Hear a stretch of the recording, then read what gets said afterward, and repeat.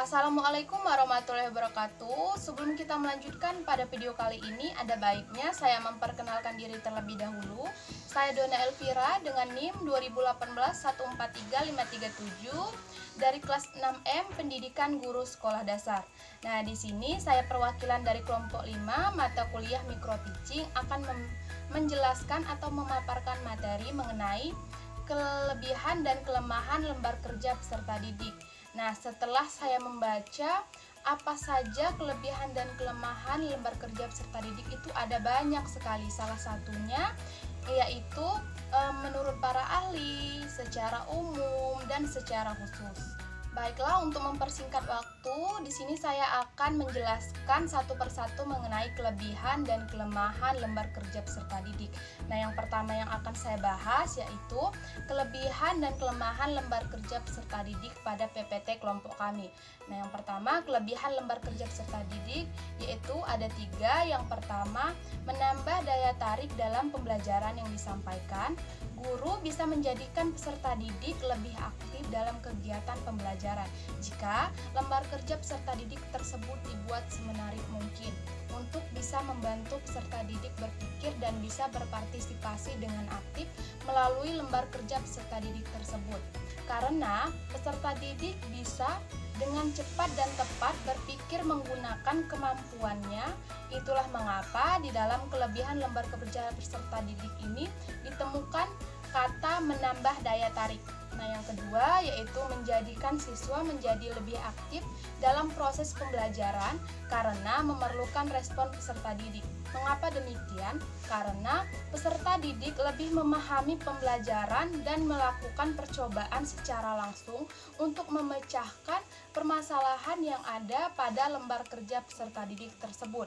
Dan peserta didik lebih bisa mengutarakan pendapat agar daya tarik atau timbal balik melalui pesan atau informasi yang dapat dipelajari oleh peserta didik sesuai dengan kebutuhan, minat, dan kecepatan masing-masing agar peserta didik tersebut bisa lebih aktif dalam kelas dan bisa menambah wawasan berpikir anak tersebut. Nah, yang ketiga ada dapat mengulang materi dalam media cetakan. Dapat mengulang materi dalam media cetakan itu yaitu peserta didik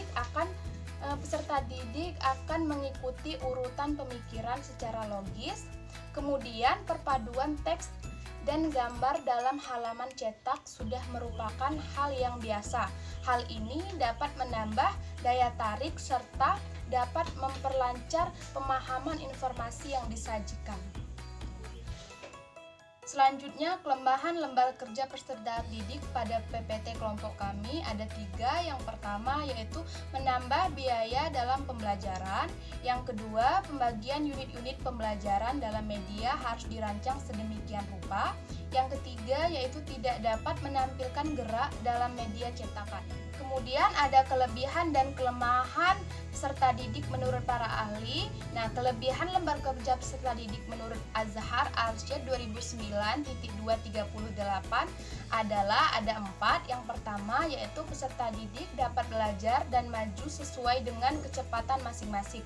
Nah, yang kedua, di samping dapat mengulang materi dalam media cetakan, peserta didik akan mengikuti urutan pemikiran secara logis.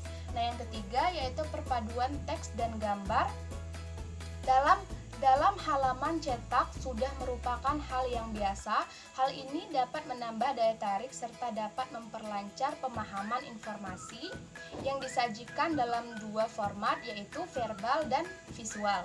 Nah, yang keempat yaitu peserta didik akan berpartisipasi dengan aktif karena harus memberikan respon terhadap pernyataan dan latihan yang disusunnya.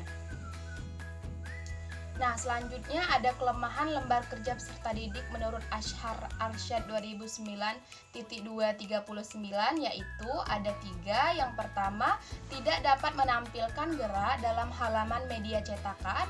Yang kedua, biaya pencetakan akan mahal jika menampilkan ilustrasi, gambar, atau foto yang berwarna-warni.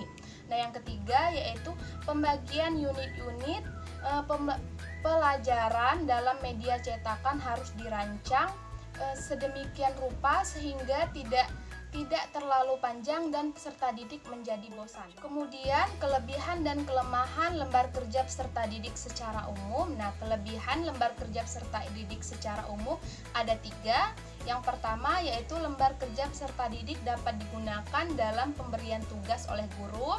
Yang kedua, harga lembar kerja peserta didik murah dan terjangkau sehingga semua peserta didik dapat membelinya.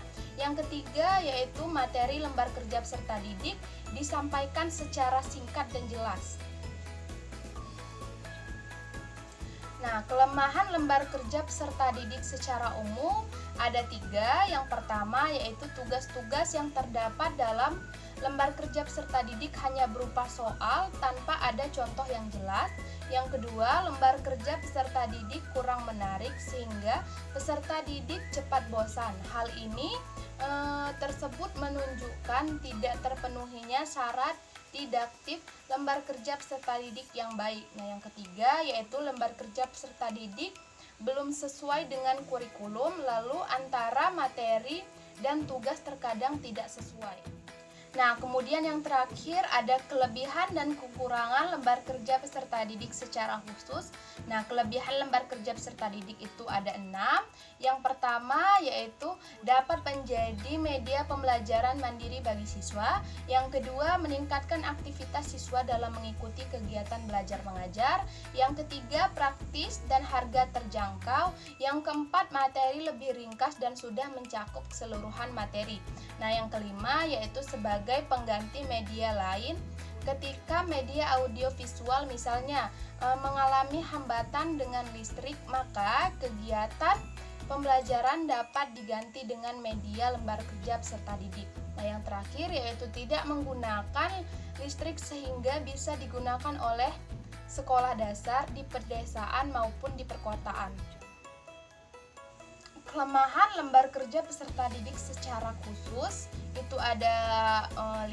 Yang pertama yaitu soal-soal yang bertuang pada lembar kerja siswa cenderung monoton, bisa muncul bagian berikutnya maupun bab setelah itu. Nah, yang kedua, adanya kekhawatiran guru hanya mengandalkan media lembar kerja peserta didik tersebut serta memanfaatkannya untuk kepentingan pribadi. Misalnya, siswa disuruh mengerjakan lembar kerja peserta didik, kemudian guru meninggalkan siswa dan kembali untuk membahas lembar kerja peserta didik itu. Yang ketiga, lembar kerja peserta didik yang dikeluarkan penerbit cenderung kurang cocok dengan konsep yang diajarkan. Nah, yang keempat, media cetak hanya lebih banyak menekankan pada pelajaran yang bersifat kognitif, jarang menekankan pada emosi dan sikap. Yang kelima, ini yang terakhir, yaitu menimbulkan pembelajaran yang membosankan bagi siswa jika tidak dipadukan dengan media yang lain. Nah, mungkin itu saja penjelasan atau pemaparan materi dari saya. Jika banyak kekurangan, saya memohon maaf. Kepada Allah, saya mohon ampun. Saya akhiri. Wabillahi taufik wal hidayah. Wassalamualaikum warahmatullahi wabarakatuh.